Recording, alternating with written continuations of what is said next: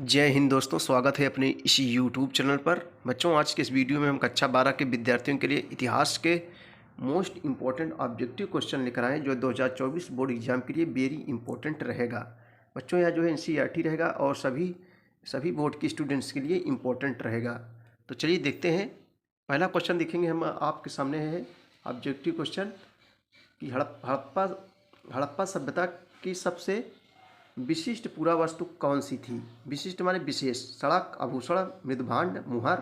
तो बच्चों सही जवाब दा हो जाएगा, मुहर हो जाएगा। क्या हो जाएगा? मुहर। यानी हड़प्पा सभ्यता की सबसे विशिष्ट पुरावस्तु मुहर थी। चलिए अगला क्वेश्चन देखेंगे हम लोग। जो है मिट्टी से बने हल के प्रतिरूप मिले हैं मोहनजोदड़ो से, मिताथल से, बनावाली से, चंद्रोदड़ों से। सही जवाब क्या हो जाएगा बच्चों? बा हो जाएगा, बानावाली से। बानावाली कहाँ है? ये जो है हरियाणा में स्थित है। बनावाली जो है हरियाणा में स्थित है, जहाँ से हल के साक्ष्य मिले थे। बनावाली से क्या मिले थे?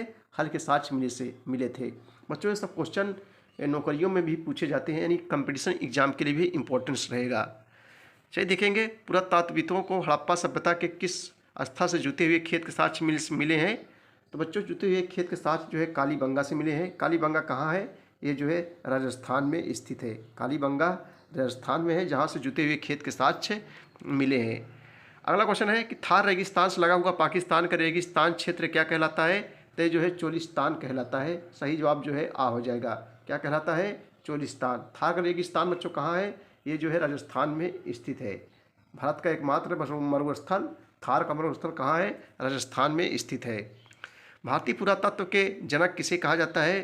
तो बच्चों अलेक्जेंडर कनिंघम को भारतीय पुरातत्व किसे कहते हैं बच्चों? जो खुदाई वगैरह करवाता है उसे पुरातत्व कहते हैं, यानी पुरातत्वविद कहते हैं। तो पुरातत्व का जनक किसे कहा जाता है? अलेक्जेंडर कनिंघम को कहा जाता है। अगला क्वेश्चन है हड़प्पा सभ्यता के अंतर्गत विशाल स्नानागार स्थित है। यानी विशाल स्नानागार के साक्ष्य कहाँ से मिले हैं। तो बच्चों जो है मोहनजोदड़ो से मिले हैं। स्नानागार के साक्ष्य कहाँ से मिले हैं? मोहनजोदड़ो से मिले हैं। देखो बच्चों, स्नानागार में कौन नहाता था? गोपियाँ नहाने जाती थी। तो कपड़ा कौन चुराता था? तो जो है मोहन आके कपड़ा चुरा लेते थे। तो मोहन हो जाएगा मोहनजोदड़ो, और गोपियाँ कहाँ नहाती थी? स्नानागार में। तो स्नानागार के साक्ष्य कहाँ से मिले हैं? मोहनजोदड़ो से मिले हैं। ठीक है, तो ट्रिक्स कुछ याद कर लीजिए आप लोग। मनके के लिए प्रसिद्ध बस्ती थी।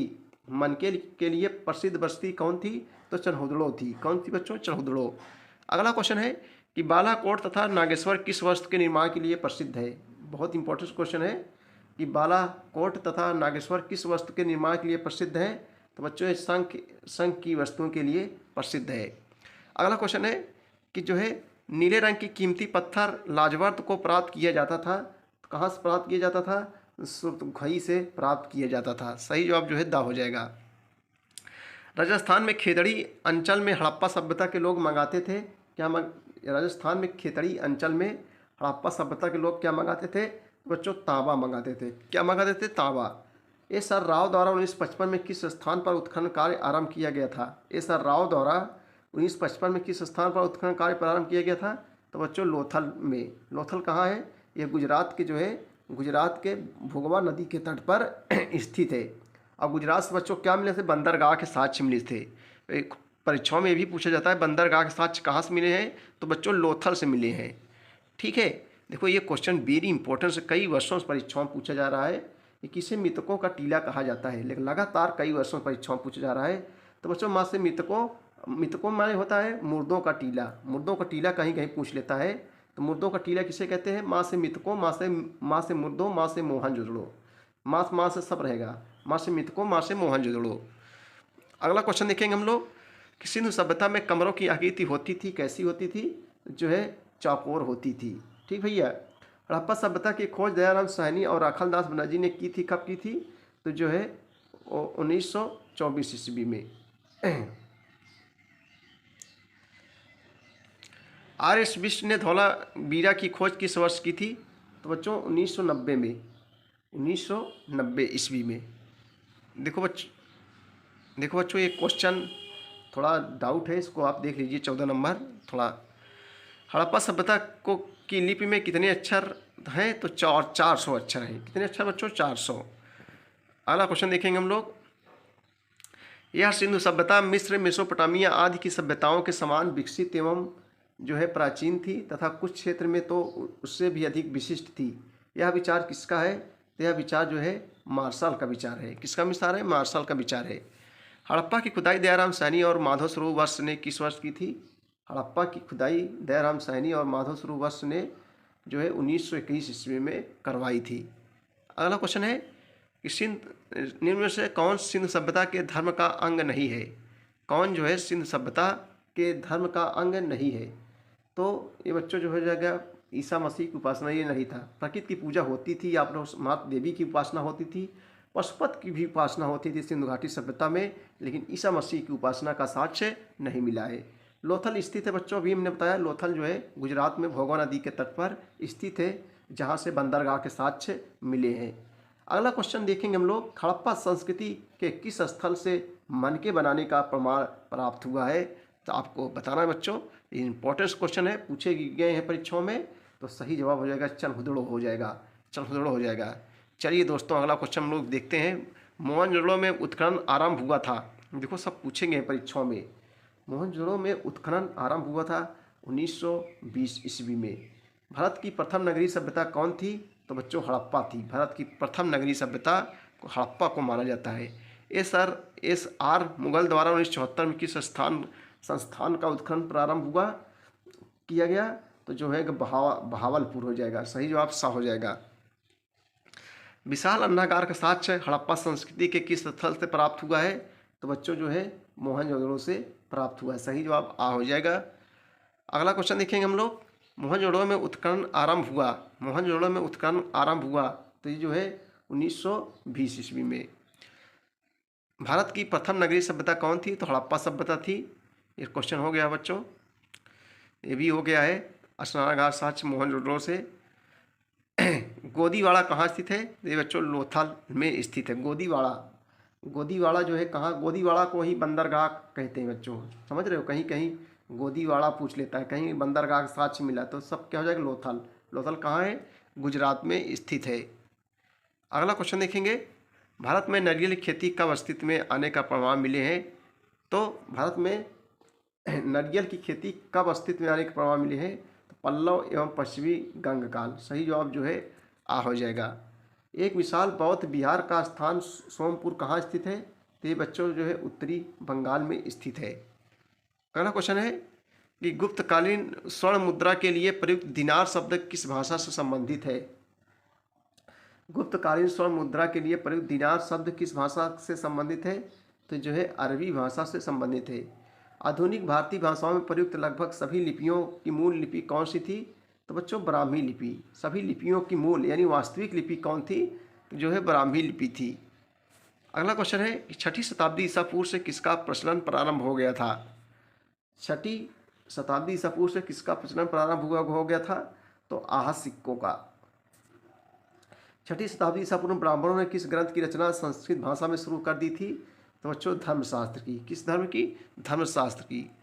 चलिए दोस्तों अगला क्वेश्चन देखेंगे हम लोग, बौद्ध एवं जैन धर्म के आरंभिक ग्रंथों में महाजनपद नाम से कितने राज्यों का उल्लेख मिलता है? तो बच्चों 16 राज्यों का उल्लेख मिलता है भैया।